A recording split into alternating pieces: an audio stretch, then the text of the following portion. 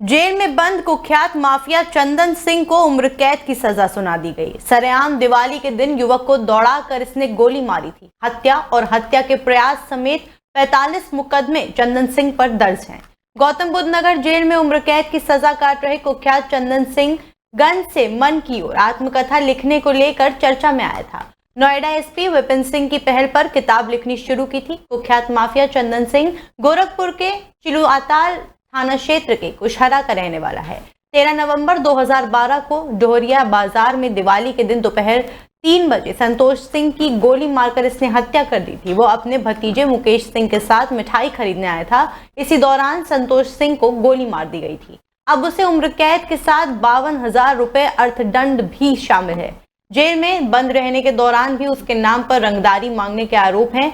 गोरखपुर के भगत चौराहा पर व्यापारी तारक जायसवाल द्वारा रंगदारी का विरोध करने पर उनकी दुकान पर साथियों ने गोली चला दी थी। दूसरी दुकान पर फायरिंग कर टेम्पो चालक समेत 2 लोगों की जान ले ली थी। दक्षिणी ग्रामीण क्षेत्र उर्वा बाजार में व्यापारी की दुकान पर अधिवक्ता श्रीमंत ताल श्रीवास्तव की गोली मारकर हत्या कर दी थी। 2010 के दशक में चंदन सिंह और उसके गुर्ग रंगदारी नहीं देने वालों के यहाँ फायरिंग कर देते थे। इस गैंग पर 3 डॉक्टर, कार एजेंसी मालिक, कोचिंग सेंटर संचालक, शहर के 2 बड़े व्यापारी, नगर पंचायत चेयरमैन समेत कई लोगों से रंगदारी मांगने का आरोप है। इंजीनियर और ठेकेदार से रंगदारी ने इसे सच मिल चुकी है। रंगदारी मामले में 6 और 7 साल की पहले भी सजा हो चुकी है। चंदन ने कुशहरा गांव में मनबड़ई से अपराध की शुरुआत साल 2006 में की थी। कॉपी किताब बेचने वाले दुकानदार प्रेम सागर सिंह की पोल लगाने में विवाद के बाद हत्या कर दी थी। पुलिस महानिदेशक महोदय द्वारा चलाए जा रहे ऑपरेशन कन्विक्शन के तहत आज वरिष्ठ पुलिस अधीक्षक महोदय गोरखपुर के निर्देशन में थाना प्रभारी चिलुआताल, उनके पैरोकार और मॉनिटरिंग सेल की प्रभावी पैरवी के कारण कुख्यात अपराधी चंदन सिंह उर्फ देवकी नंदन को आजीवन कारावास और 50,000 रुपए के अर्थदंड से दंडित किया गया। उसको यह दंड थाना चिलुआताल के मुकदमा अपराध संख्या 475/12 अंडर सेक्शन 302 आईपीसी के तहत दिया गया। उल्लेखनीय है कि चंदन सिंह उर्फ देवकी नंदन थाना जनपद का टॉप 10 का अपराधी। इंडिया प्लेन क्रैश विमान हादसे से जुड़ा एक और वीडियो सामने आया है। ये विजुअल विमान हादसे के तुरंत बाद का है। बीजे मेडिकल कॉलेज के डॉक्टर्स हॉस्टल पर विमान का हिस्सा क्रैश होने के बाद गिरा था। वीडियो विचलित कर सकती है। चारों तरफ चीख पुकार सुनाई दे रहा है। इसमें देख सकते हैं कि यहाँ मौजूद लोगों ने घायलों का राहत बचाव कार्य शुरू किया। अफरा तफरी का माहौल देखा जा सकता है। प्लेन क्रैश होने के बाद बड़ा सा हिस्सा इस हॉस्टल पर गिरा था। मलबे में वहां के छात्र दबे हुए दिखाई दे रहे हैं। हॉस्टल का मेस पूरी तरह तबाह दिखाई पड़ रहा है। वहां लगे टेबल और बेंच बुरी तरह क्षतिग्रस्त हो गए। दीवार या छत का हिस्सा भी गिरा हुआ दिखाई दे रहा है।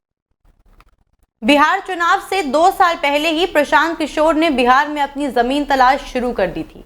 2 साल तक लोगों के बीच गांव-गांव तक पहुंचे और जनसुराज जैसी नई पार्टी की संस्थापना की और कहा कि ये बिहार के लोगों के लिए नई दिशा निर्धारित करेगी। अब बिहार चुनाव से पहले पीके घूम कर जनता की नब्ज टटोल रहे हैं कि आगामी चुनाव में उनका मूड क्या है। इसी आधार पर उनका दावा है कि इस बार 60% लोग बदलाव चाहते हैं।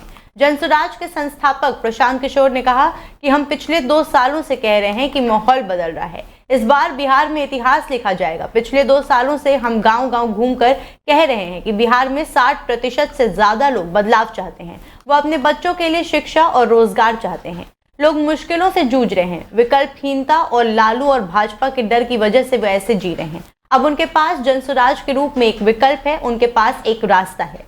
दरअसल प्रशांत किशोर का कहना है कि उनकी पार्टी बिहार में बीजेपी, जेडीयू और आरजेडी के सामने लोगों के लिए नया विकल्प लेकर आई है, जो उनके बच्चों को सुनहरा अवसर प्रदान कराएगा। बिहार में शिक्षा, नौकरी और पलायन जैसे मुद्दों पर काम नहीं हुआ। उनकी पार्टी इस पर काम करेगी। इस बार अपने बच्चों के भविष्य को देखकर वोट दीजिए, ना कि किसी के कहने पर। हिमाचल प्रदेश से बड़ी खबर सामने आई है। यहाँ प्रदेश के मैदानी जिलों में पड़ रही भीषण गर्मी और हीटवेव के अलर्ट के चलते स्कूलों की समय सारिणी में जरूरी बदलाव किया गया है। स्कूल शिक्षा निदेशालय ने छात्रों को राहत देने के लिए स्कूलों के समय में बदलाव करने के निर्देश जारी किए। पिछले कुछ दिनों से कांगड़ा, ऊना, हमीरपुर, बिलासपुर, सोलन जिले के बीबीएन क्षेत्र और सिरमौर जिले के पावंटा साहिब नाहन जैसे इलाकों में तापमान 45 डिग्री सेल्सियस तक पहुंच गया, जिससे विद्यार्थियों को समस्याओं का सामना करना पड़ा। विभिन्न स्कूल प्रबंधन समितियों, अभिभावक, शिक्षक संघों और अभिभावकों द्वारा इसकी मांग उठाई गई। प्रतिकूल मौसम की स्थिति को ध्यान में रखते हुए ये निर्देश जारी किया गया है कि आवश्यकता पड़ने पर स्कूलों का समय सुबह 7:30 से दोपहर के 1 बजे तक आयोजित किया जाएगा। अधिकारियों को यह भी सुनिश्चित करने का निर्देश दिया है कि छात्र भीषण गर्मी और लू के दौरान मैदान में खेलने ना जाएं। साथ ही सुबह की प्रार्थना सभा का समय भी छोटा किया जाए। सभी उप निदेशकों को यह भी निर्देश दिया गया है कि समय सारिणी की सूचना तुरंत निदेशालय को दे दी जाए। आपदा प्रबंधन अधिनियम के तहत संबंधित अधिकारियों को आदेशों का पालन करने के निर्देश दिए जाएं। बता दें कि हिमाचल प्रदेश के मैदानी इलाकों में गर्मी बढ़ने के बीच हमीरपुर के विभिन्न स्कूलों में पढ़ने वाले बच्चों के अभिभावकों ने शुक्रवार को जिला प्रशासन से शिक्षण संस्थानों के समय में बदलाव करने का आग्रह किया था। देश की राजधानी दिल्ली और आसपास के इलाकों में बीते कुछ दिनों से भीषण गर्मी ने लोगों का हाल बेहाल कर दिया। अधिकतम तापमान 45 डिग्री सेल्सियस के पार बना हुआ है, लेकिन लोगों को ये गर्मी 50 डिग्री से ज्यादा की महसूस हो रही। तापमान के फील्स लाइव फीचर में इसे देखा जा सकता है। गर्म हवाओं और हीट वेव के चलते जनजीवन प्रभावित है, लेकिन अब दिल्ली एनसीआर के लोगों के लिए राहत भरी खबर सामने आई है, क्योंकि मौसम विभाग ने आज राजधानी में बारिश और आंधी की संभावना जताई है। भारतीय मौसम विभाग के अनुसार दिल्ली समेत उत्तर प्रदेश, पंजाब, हरियाणा और हिमाचल प्रदेश में तेज हवाएं चलने और गरज के साथ बारिश होने के आसार हैं। दिल्ली वासियों के लिए गर्मी से राहत देने वाली स्थिति हो सकती है। 12 जून को राजधानी में इस सीजन का सबसे गर्म दिन दर्ज किया गया, जहां हीट इंडेक्स 54.4 डिग्री सेल्सियस तक पहुंच गया था। अहमदाबाद में हुए विमान हादसे ने पूरे देश को झकझोर दिया है। वाराणसी के दशाश्वमेध घाट पर होने वाली प्रसिद्ध गंगा आरती को हादसे में मारे गए लोगों की आत्मा की शांति और घायलों के स्वस्थ लाभ के लिए समर्पित किया गया। दीप जलाकर मृतकों को श्रद्धांजलि दी गई और मौन रखकर प्रार्थना की गई।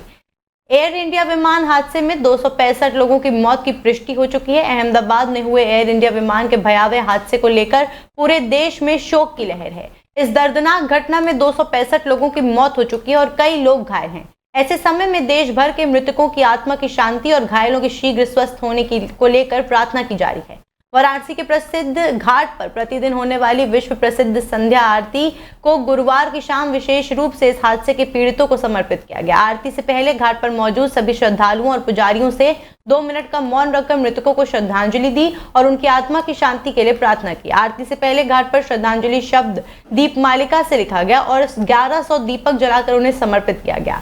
आरती के दौरान घाट पर मौजूद श्रद्धालुओं ने अपने हाथों में बैनर और तख्तियां लेकर विमान हादसे में मरे गए लोगों को संवेदना प्रकट की। कुछ दिनों की राहत के बाद महाराष्ट्र में एक बार फिर बारिश की जोरदार वापसी हुई है। पिछले 2 दिनों से राज्य के कई हिस्सों में जोरदार बारिश हो रही है। अब IMD यानी भारतीय मौसम विभाग का नया अनुमान सामने आया है। महाराष्ट्र में बारिश की वापसी हो चुकी है। कई इलाकों में पिछले 2 दिनों से बारिश जारी है। अब अगले 24 घंटों में मौसम विभाग ने भारी बारिश की संभावना जताते हुए 6 जिलों को हाई अलर्ट पर रखा है। विभाग के अनुसार अगले 24 घंटों में कोल्हापुर, पुणे, रायगढ़, सांगली, सतारा और ठाणे जैसे जिलों में कुछ स्थानों पर मूसलाधार बारिश हो सकती है। इस पृष्ठभूमि में नागरिकों को सतर्क रहने की चेतावनी दी गई है। इस साल राज्य में मानसून ने समय से पहले ही दस्तक दे दी है। आमतौर पर मानसून हर साल लगभग 7 जून को महाराष्ट्र में प्रवेश करता है, लेकिन इस बार ये 12 दिन पहले यानी कि 25 मई को ही पहुंच गया। इसके बाद 4 से 5 दिनों तक राज्य में कई हिस्सों में मूसलाधार बारिश हुई और महाराष्ट्र को अच्छी खासी भिगावट मिली। हालांकि बारिश के चलते किसानों की बुआई से पहले ही खेती संबंधी तैयारियों में थोड़ी देरी हुई। इसके बाद कुछ दिनों के लिए बारिश ने विराम लिया, जिससे किसानों को खेती की तैयारी करने का पूरा समय मिल गया। बिहार में इस साल विधानसभा चुनाव होने वाला है। चुनाव भले ही बिहार में होने हैं, लेकिन इसकी सियासी राज्य के बाहर तक देखने को मिल रही।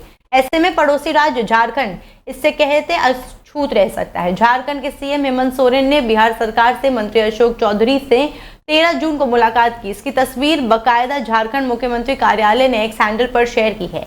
इसमें लिखा गया कि मुख्यमंत्री से बिहार सरकार में भवन निर्माण विभाग के कैबिनेट मंत्री डॉक्टर अशोक चौधरी ने मुलाकात की। मुख्यमंत्री ने ये उनकी शिष्टाचार भेंट थी। इस मुलाकात को शिष्टाचार मुलाकात बताया गया है, लेकिन इस मुलाकात की टाइमिंग ने कई सियासी सवालों को छेड़ दिया है। दरअसल पटना में 12 जून को महागठबंधन की बैठक हुई। इस बैठक में महागठबंधन के दल शामिल हुए, लेकिन हेमंत सोरेन की पार्टी झारखंड मुक्ति मोर्चा को न्योता नहीं दिया गया।